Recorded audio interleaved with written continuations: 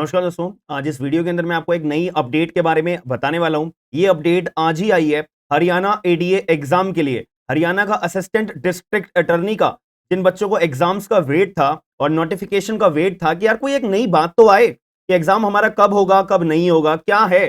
तो इसके लिए आप लोग बहुत वेट कर रहे होंगे। जैसे कि आप सभी लोगों को पता होगा कि यहाँ पे हमारा एग्जाम होने वाला है और हरियाणा एडीए का कुछ लोगों को ना यहाँ पे कंफ्यूजन थी सिलेबस के रिगार्डिंग कि पहले कुछ और सिलेबस बता रखा था।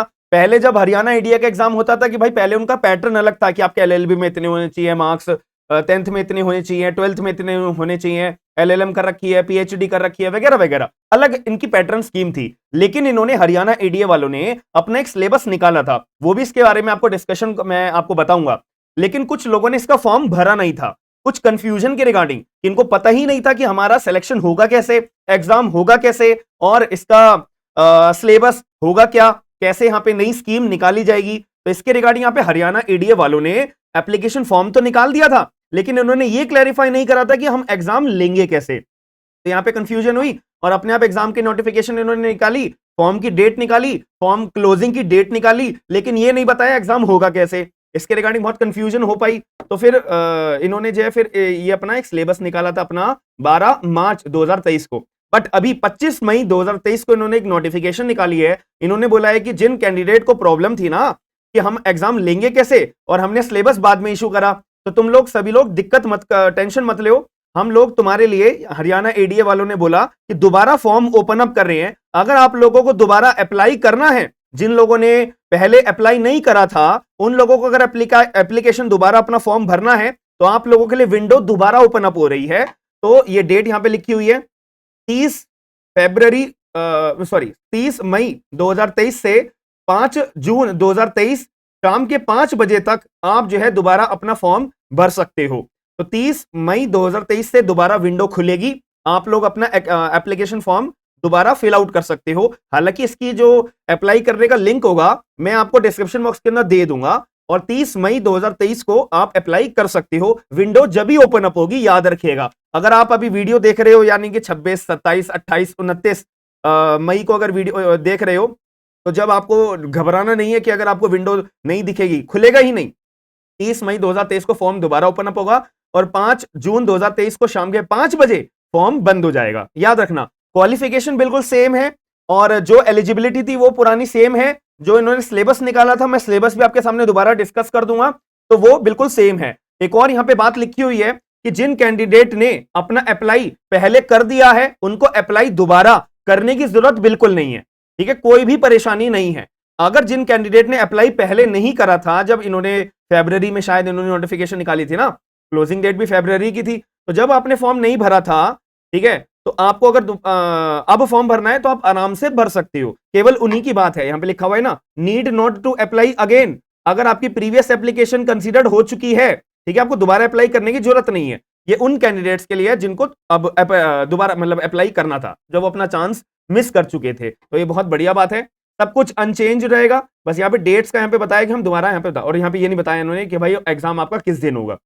एग्जाम की नोटिफिकेशन आपकी डेट जो है ना वो निकाली जाएगी। अब हम स्कीम के बारे में बात कर लेते हैं कि अब हमारा जो पेपर है हरियाणा एडीए का वो होगा कैसे। देखो भाई, यहाँ पे स्क्रीनिंग टेस्ट होता है, सबसे पहली स्टेज स्क्रीनिंग टेस्ट का मतलब होता है प्रिलिमिनरी एमसीक्यू का पेपर होगा। बस सीधी सी बात आप ये समझिए, 100 नंबर के मतलब 100 मार्क्स का आपका एमसीक्यू होगा, 100 क्वेश्चन होंगे, जिसमें से 80 क्वेश्चन जो है ना आपसे थ्योरी बेस्ड होंगे कि सिविल लॉ और क्रिमिनल लॉ में से पूछे जाएंगे। जैसे कि सीपीसी आपका आएगा, evidence, contract act, partnership act, sales of goods act, Hindu law and Muslim law. ये आपके 7 सब्जेक्ट्स हो गए सिविल के। अब क्रिमिनल की बात करें तो क्रिमिनल के अंदर आपका आईपीसी, सीआरपीसी और एविडेंस, ये 3 सब्जेक्ट आपके क्रिमिनल के आएंगे। तो 7 + 3 हमारे 10, तो 10 सब्जेक्ट्स आ गए। 10 में से 80 क्वेश्चन निकाले तो 8-8 क्वेश्चन आप मान के चलिए हर एक सब्जेक्ट में से पूछे जाएंगे। 8 क्वेश्चन बहुत बड़ी बात है, ठीक है। और इनमें से 20 क्वेश्चन जो बचे हैं वो आपके general awareness, general mental ability and comprehension, logical reasoning, analytical ability, ठीक है, डिसीजन में प्रॉब्लम सॉल्विंग क्वेश्चन आ गए। और ये data interpretation, history, geography, polity, economics मतलब general English, general awareness, GK, GS and general English, ये सब चीजें आपसे पूछी जाएगी। 20 क्वेश्चन आपके इसके होंगे, याद रखिएगा। और ये टोटल हो गए। अब इसके अंदर नेगेटिव मार्किंग भी होगी, याद रखना। कि 1/4 मार्क्स के आपके डिडक्ट कर लिए जाएंगे अगर आप अपना कोई भी आंसर गलत देते हो। यानी कि इसका मतलब ये होता है 4 क्वेश्चन अगर आप गलत करोगे तो आपका 1 मार्क कट कर लिया जाएगा, 1 मार्क्स आपके कट कर लिए जाएंगे। सीधी बात है, अगर आपका सही क्वेश्चन होगा तो 1 मार्क मिलेंगे। ठीक है, इसके अंदर एक और ट्विस्ट है, ये बहुत इंपॉर्टेंट है, याद रखना। आपको जो है ना, जब आप एग्जाम अपना दे रहे होंगे, आपके सामने एक क्वेश्चन आएगा, उसके अंदर आपको 5 ऑप्शंस देखने को मिलेंगे, ए, बी, सी, डी और ई। उनमें से 5 ऑप्शन में से कोई एक ऑप्शन का सही आंसर होगा। ये वैसे तो ए, बी, सी, डी ही ऑप्शन होंगे, ई ऑप्शन इसलिए दे रखा है, मान लेते हैं कि आपको वो क्वेश्चन आता नहीं है और आप उसको अटेम्प्ट नहीं करना चाहते, क्योंकि अगर आपने अटेम्प्ट करा तो गलत हो जाएगा, क्योंकि आपको आंसर आता नहीं है। तो अगर आपने अटेम्प्ट करा तो गलत हो जाएगा, आपका मार्क्स डिडक्ट कर लिए जाएंगे। तो ऐसी सिचुएशन में आप क्या करिएगा, वो ई पॉइंट जो होगा ना, ई वाला जो आपका एक ऑप्शन दे रखा है, आपको उसको मार्क करना है। कि इसका मतलब ये होगा कि आपको ये क्वेश्चन करना नहीं है, आपको ये क्वेश्चन खाली छोड़ना है। तो इसमें आपका डिडक्ट मार्क्स नहीं होंगे, ये माना जाएगा कि आपने ई ऑप्शन चूज करा है। ई ऑप्शन आपने इसलिए चूज करना है कि आपको वो क्वेश्चन आता नहीं है, या फिर आपको वो क्वेश्चन अटेम्प्ट नहीं करना, वो खाली छोड़ना है। तो आपको खाली छोड़ने का मतलब है ई पे आपको अपने ऑप्शन को चूज करना है। बहुत इंपॉर्टेंट चीज मैं बता रहा हूं। अगर मान लेते कि किसी दौरान आपने ई पॉइंट चूज नहीं करा है, तो ये चीज याद रखिएगा, वो क्वेश्चन आपका रॉन्ग माना जाएगा। आपने खाली छोड़ दिया, ए, बी, सी, डी, ई में से आपने कुछ फिल आउट नहीं करा, तो ये एज्यूम कर लिया जाएगा कि आपने गलत आंसर भरा है, तो आपके उसके मार्क्स डिडक्ट होंगे। 1/4 यानी 0.25 आपके मार्क्स डिडक्ट कर लिए जाएंगे। It is very important. अगर आपको खाली छोड़ना है तो ई पे मार्क करना जरूरी है, और सही क्वेश्चन करना है तो सही करो, वरना गलत होगा आपका, सीधी सी बात है। ठीक है, बस ये इतनी सी आपको क्लियर बात थी। और इसके अंदर एलिजिबिलिटी वही सेम है आपके पास, मैं दिखा देता हूं आपको। एलिजिबिलिटी के अंदर आपको वही सेम चीज है, लॉ की डिग्री होनी चाहिए और आप बार काउंसिल में एज एन एडवोकेट एनरोल्ड होने चाहिए। ये जरूरी नहीं है एआईबी क्लियर कराए या नहीं कराए, भाई बार काउंसिल में एनरोलमेंट होना जरूरी है, वरना यहां पे लिखा होता। साथ में आपने हिंदी या संस्कृत अपनी 10th क्लास में या 12th क्लास में पढ़ी होना जरूरी है। बस ये एक सीधी सी बात इन्होंने बोली हुई है। लॉ की degree and enrolled as an advocate and Hindi और संस्कृत आपने 10th या 12th में पढ़ी होनी चाहिए। और आपका जो मार्किंग स्कीम मैंने बता दी, ये आपका पेपर होगा। और मेंस की हम अभी बात नहीं करते, आपको मेंस के बारे में आपको देखना है। आपका मेंस का पेपर 3 घंटे का होगा। ये रहे आपके मेंस के सब्जेक्ट्स, 150 नंबर का आपका मेंस होगा। ठीक है, और इंग्लिश लैंग्वेज में होगा।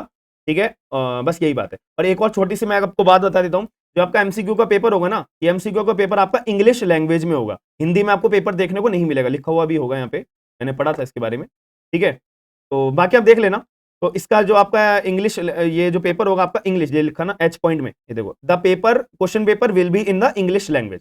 आपका जो पेपर होगा इंग्लिश लैंग्वेज में होगा, हिंदी में आपको नहीं मिलेगा, याद रखिएगा। तो अगर कोई भी मेरी डिटेल्स देने से आपको लगता है कि मैंने इस पॉइंट के बारे में डिस्कशन नहीं करा है, तो आप मेरे को कमेंट बॉक्स के अंदर जरूर बताइएगा, वो मैं आपका डाउट क्लियर कर दूंगा। But application form open up होने वाले हैं दोबारा, सिर्फ 5 या 6 दिनों के लिए। तो आपके लिए बढ़िया मौका है, जिन लोगों ने अप्लाई नहीं करा था तो अप्लाई कर लेना। बाकी मिलते हैं नेक्स्ट वीडियो के अंदर। वीडियो को शेयर जरूर कर देना, वीडियो को लाइक जरूर कर देना। हम मिलते हैं नेक्स्ट वीडियो के अंदर। Thank you.